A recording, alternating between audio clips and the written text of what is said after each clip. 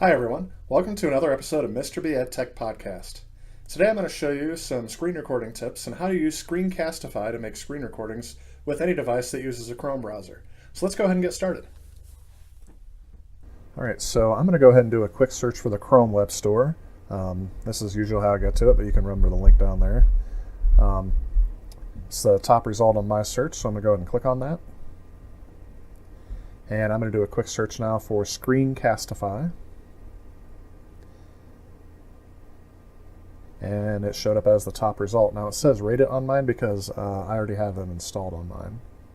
Alternatively, you can also just search for Screencastify from Google, and mine also showed up as the top result in the Chrome Web Store. I'm going to go ahead and click on this, just kind of show you what it's going to look like. Yep, this is the one I want. And again, mine already says it's added to Chrome because mine's already there. And you'll know it's there when a little film strip icon shows up at the top. The first time you click on it, it'll give you a little demonstration video of how to use Screencastify, but I'm going to run through some of the features with you.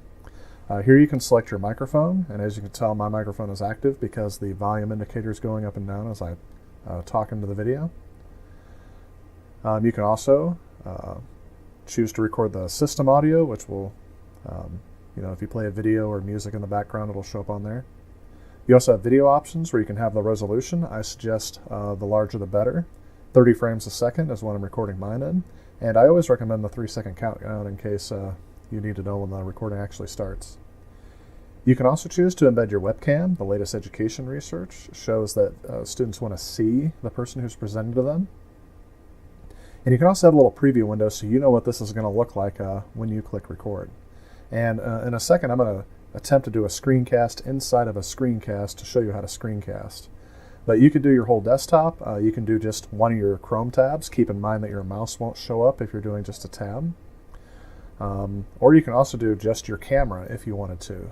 So, that would be if you wanted to record just a video yourself. Let me go ahead and test this out here.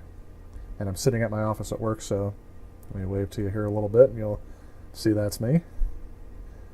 You can also end your recording.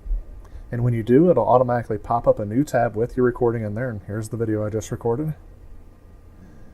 So that's how you view your screencast. All right, so let's go ahead and show what a screencast will look like. I'm going to go ahead and start a new one and just record my entire desktop. That way you can see my mouse moving around. I'm going to keep all the settings I had before, and I'm going to click record. And since I have a dual monitor setup, it's going to ask me which screen I want to share with Screencastify. I'm going to go ahead and share this screen. And then I'll have my countdown, 3, 2, 1, go. And you notice my little preview window showed up down here, and it shows exactly what my screencast is going to look like to the person viewing it when it's all done. And you're going to have some controls down here, start, pause, stop. But I recommend not relying on these because once you click on your browser again, see that preview window will disappear. And I usually choose to end the recording from over there. And notice when you do show your finished result, you don't see the preview window on top. Where my webcam was embedded is where that preview window was. So you don't have to worry about that preview box showing up in the corner there. When you're done with your screencast, the next thing you want to do is you want to publish it somewhere that students or your intended audience can view it. Now, there are a couple different ways that Screencastify will let you do this. The first one is you can save it to YouTube directly. And if you have a channel on there, you can publish it, and YouTube will do all the conversion necessary for it to be put online. Another option is on Google Drive. That way you can keep the video kind of privately, and then you can still embed it into things like Google Slides or Google Sites or something like that. If you want to do any sort of editing, you'll have to pay for the paid feature of Screencastify. It'll also let you export it as an MP4, which will let you import it into almost any video editing program on your desktop or online, but that's a topic for another video. So as you can see, Screencastify is a very powerful tool for recording. It's one of the best ways to make screencasts or even using your Chromebook camera to record on. So I definitely recommend this app. There are some features that are not available in the free version, which is I've been showing you.